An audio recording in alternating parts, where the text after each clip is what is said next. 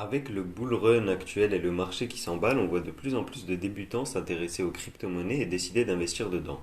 Choisir d'investir sur les crypto-monnaies, c'est bien, mais choisir sur quelle crypto-monnaie investir, ça peut parfois être compliqué. C'est pourquoi j'ai décidé de faire cette vidéo sur l'investissement dans les crypto-monnaies pour vous aider à choisir les crypto-monnaies sur lesquelles investir et en tout cas éviter les grandes erreurs. Bien entendu, je ne suis pas un conseiller en investissement, juste un passionné de crypto-monnaie qui a tiré des leçons de ses expériences personnelles. Les propos tenus dans cette vidéo ne sont donc pas des conseils d'investissement, juste des retours sur une expérience personnelle. Si vous voulez en apprendre un peu plus sur l'investissement dans les crypto-monnaies, sur le monde des crypto-monnaies en général, je vous invite à vous abonner, ça va m'aider à partager ma passion au plus grand nombre.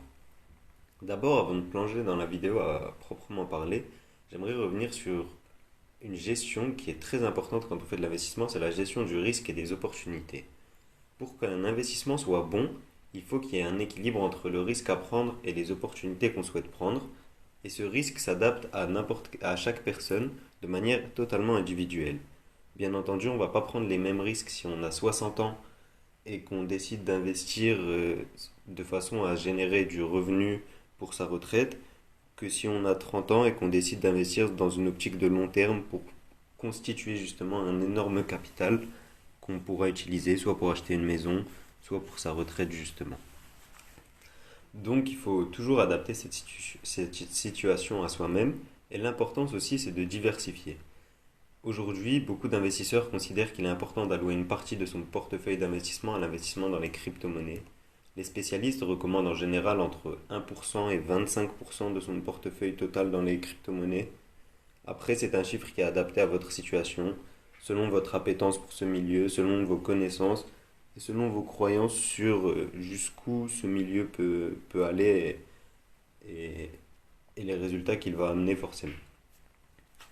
Donc, pour pouvoir faire cette vidéo dans de bonnes conditions, j'ai décidé de me plonger dans une situation fictive où je vais prendre le profil d'un novice du monde de la crypto-monnaie qui a une trentaine d'années et qui a une situation relativement stable et qui décide d'investir pour la première fois dans la crypto-monnaie. Donc cette personne étant jeune, elle a une optique d'investissement de long terme. On va dire qu'elle investit dans une optique de 10 à 20 ans. L'optique du premier investissement va être ici de se concentrer sur les monnaies du top 50. Donc il y a plus de 4000 crypto-monnaies à l'échelle mondiale. Et parmi elles, on retrouve des coquilles vides, donc des entreprises qui n'ont aucun projet au fond, et des projets qui vont potentiellement révolutionner le monde. Donc pour faire le tri parmi toutes celles-là, déjà on va s'intéresser uniquement aux crypto-monnaies qui sont dans les 50 premières, les 50 plus grosses capitalisations, car ces crypto-monnaies-là ont déjà eu de l'intérêt et donc ont déjà eu des développeurs qui se sont penchés sur le projet. On a une idée un peu plus claire pour savoir si le projet est une coquille vide ou un projet révolutionnaire justement. Donc pour mon allocation, j'ai choisi de répartir mon portefeuille en deux parties différentes. 60% de mon portefeuille sera alloué à de l'investissement en sécurité et 40% à de l'investissement en opportunité. J'opterai donc pour un profil qui est relativement agressif. Avec une optique d'investissement long terme, je peux me permettre de prendre des risques et donc d'allouer 40% de mon portefeuille d'investissement à des investissements dits d'opportunité. Donc dans la partie sécurité, on va se concentrer sur le père et la mère des crypto-monnaies, le Bitcoin et l'Ethereum. Ces deux monnaies sont les monnaies qui ont le plus prouvé et qui sont le plus stables. Il est donc raisonnable d'avoir la majorité de son portefeuille sur ces deux monnaies-là. J'allouerai 20% de mon portefeuille total crypto au Bitcoin. Donc le Bitcoin devient la nouvelle valeur refuge des investisseurs. Aujourd'hui, on voit des sociétés, des fonds d'investissement et peut-être même bientôt des gouvernements investir dessus. Il remplace un peu l'or, mais sa valeur est encore largement sous-évaluée. Aujourd'hui, la valeur de tous les bitcoins du monde représente 9% de la valeur de tout l'or du monde. On voit donc facilement que son potentiel d'explosion en tant que valeur refuge est énorme et c'est de la voie qu'il semble prendre actuellement. D'ailleurs, actuellement, il y a une grosse nouvelle pour le Bitcoin. Les États-Unis ont décidé de relancer 1900 milliards d'aides aux particuliers pour la situation actuelle, donc avec le coronavirus, etc. Et pour ces 1900 milliards, une bonne partie va être investie dans les crypto-monnaies. En effet, il y a eu un plan de relance similaire avec un peu moins de 1500 milliards il y a de cela quelques mois et on a vu une hausse massive du cours du Bitcoin immédiatement après cela. Donc ce serait pas étonnant qu'on voit le Bitcoin à 75 000 ou 100 000 dollars d'ici 2 semaines, puisque cette aide va être distribuée avant le 14 mars. Donc, après avoir alloué 20% de mon portefeuille total au Bitcoin, j'allouerai 40% de mon portefeuille crypto à l'Ether. Ethereum a développé le plus gros réseau d'applications. Pour faire simple, c'est comme une entreprise qui a plein de filiales à succès, parmi lesquelles on peut citer par exemple Uniswap, Compound ou AAVE pour les plus connus. Au-delà de ça, la force d'Ethereum, c'est de savoir s'adapter et surmonter les difficultés qu'elle connaît. Actuellement, Ethereum souffre beaucoup d'une congestion du marché des transactions, hein, donc avec des frais qui ont totalement explosé. Et les développeurs, ils se sont mis activement au travail via des protocoles qui vont s'ajouter à la blockchain. Ils vont résoudre ça en changeant le système de transaction des crypto-monnaies pour pouvoir les accélérer et réduire drastiquement les frais qu'on a actuellement sur cette blockchain. De plus, on a une démocratisation de l'Ethereum à une très grande échelle dans le sillage du Bitcoin. Donc, cette semaine, on a appris qu'une société chinoise, pour la première fois, achetait de l'Ethereum avec ses réserves financières et donc allait avoir dans son patrimoine d'entreprise de l'Ethereum. Ça marque une révolution et ça marque l'adoption de l'Ethereum à plus grande échelle. Au-delà de son réseau d'applications, il y a donc une véritable adoption de plus en plus en tant que valeur refuge ici aussi. Maintenant qu'on a vu la plus grosse partie de mon portefeuille, donc les 60% que j'allouerai à l'investissement en sécurité sur les deux plus grosses crypto-monnaies, je choisirai d'allouer 40% de mon portefeuille à ce que j'appelle des opportunités de marché. L'important sur ces opportunités, c'est comme on l'a dit, de rester sur des monnaies du top 50 dans un premier temps, de ne pas trop s'aventurer, de découvrir et approfondir ses connaissances dans un premier temps. En effet, mieux vaut investir sur des projets sur lesquels les développeurs se sont penchés, car le monde de la crypto-monnaie regorge de coquilles vides et de projets qui n'ont pas véritablement de fond. Voici les 4 projets sur lesquels j'allouerai les 40% de mon portefeuille, que je vais vous expliquer aussi simplement que possible. J'ai choisi ces projets dans une optique de long terme, rappelons-le, qui est de 10 à 20 ans. C'est-à-dire que sauf cas d'urgence extrême, je ne le retirerai pas. J'allouerai donc équitablement entre ces 4 monnaies. Je mettrai 10% de mon portefeuille crypto total sur l'ADA. L'ADA et la blockchain Cardano résolvent les problèmes auxquels font face les deux crypto-monnaies mères.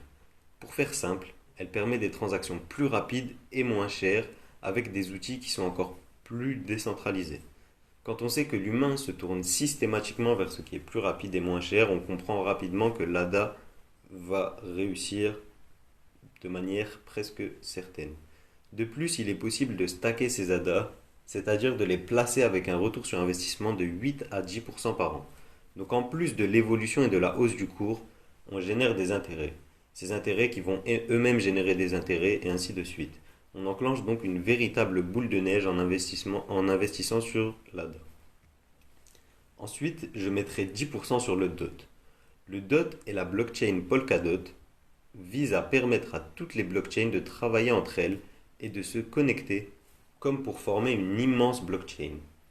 Actuellement, les différentes blockchains comme la blockchain Bitcoin, la blockchain Cardano ou la blockchain Ethereum par exemple, opèrent séparément et ne peuvent pas échanger d'informations ou de transactions. Cette connexion des blockchains est donc un enjeu majeur et favorisera le fonctionnement et le développement des crypto-monnaies avec le DOT au centre.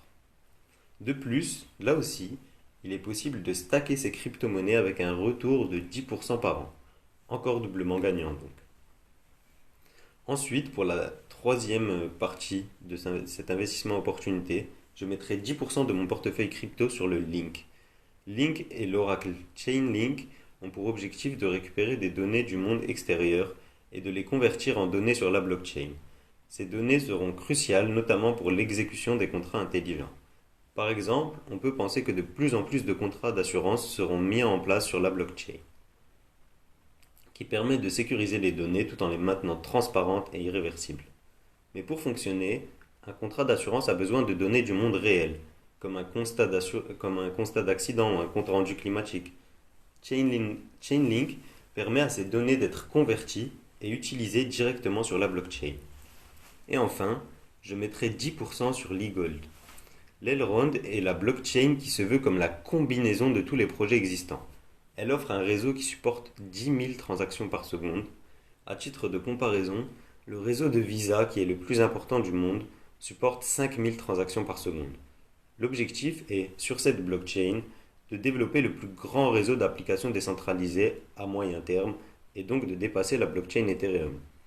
Un des projets au cœur de la blockchain Elrond est le projet Maillard.